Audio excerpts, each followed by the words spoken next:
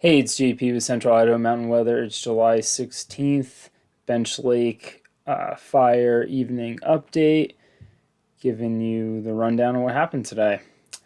Not too much growth in the fire today. It seemed like there was some backing where we had pretty northerly winds, and it gained this ridgeline this morning, and the winds were kind of pushing it uphill, so it wasn't burning as fast down into the Fishhook Valley. It looked like there might have been some new growth on the eastern flank down towards Redfish, um, and probably will just end at the lake there.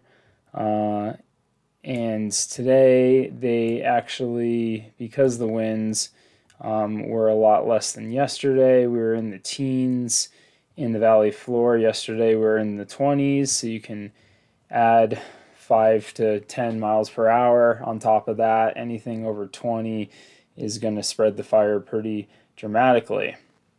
So they worked some hotshot crews along Trail 101 right here to set up some control lines. It's basically using the trail as a natural fire break, and then they were setting controlled little fires, burning any fuels on the ground that are just easy to have the fire pick up speed. So you're basically trying to remove any fuels. So by the time the fire gets there, it doesn't have as much power to roll through there, and you can kind of control where the fire goes at that point. Um, what else was I going to say? Pull up a picture here. So this was looking at the ridgeline dropping down in the Fishhook. Fishhook yurt sits down in this vicinity here. They were setting up a bunch of anchor points in here today, again using natural landscape features. There's a lot of wetlands down here, and just working out from those anchor points and removing any dead brush ahead of time. So by the time the fire gets there, there's a nice break for it to lose steam, and they can really hit it hard with the water scoopers. So that was going on today. They're also, by building that control line on the side of 101, the trail 101, that'll allow it to protect the lodge from getting hit. It's a fire crew moving over there. This is what a lot of the terrain looks like around there. So about 80% of the forest understory is been killed off by mountain beetle in the last 20, 30 years. So that's kind of what they're dealing with, is a lot of fuel on the ground and some medium-sized timber that the fire's rolling through. All right, what else?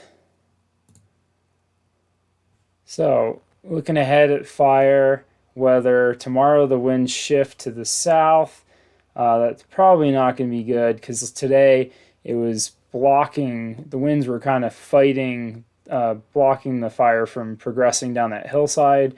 Tomorrow, if the winds do shift to the south, that's going to help kind of fan it and move it down into Fishhook. So hopefully that prep work that they did today helps out for tomorrow when the winds change direction. There's also a chance of some afternoon thunder showers as well. All right, the last thing I want to just touch on is they did put up this evacuation zone map. I think this is what they'll be talking about at the community meeting tomorrow. But basically, they have these yellow lines that refer to these boxes at the bottom, and if the fire hits these lines, that's going to trigger evacuations for certain areas. So on map 1, that's going to trigger the evacuation zone for Redfish Lake.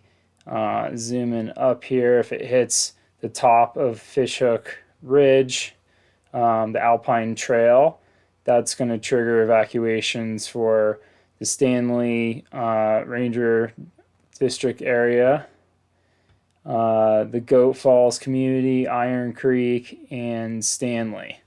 So I'm not really sure exactly which those fall into what categories of evacuation, but that's kind of how these yellow lines are going to work.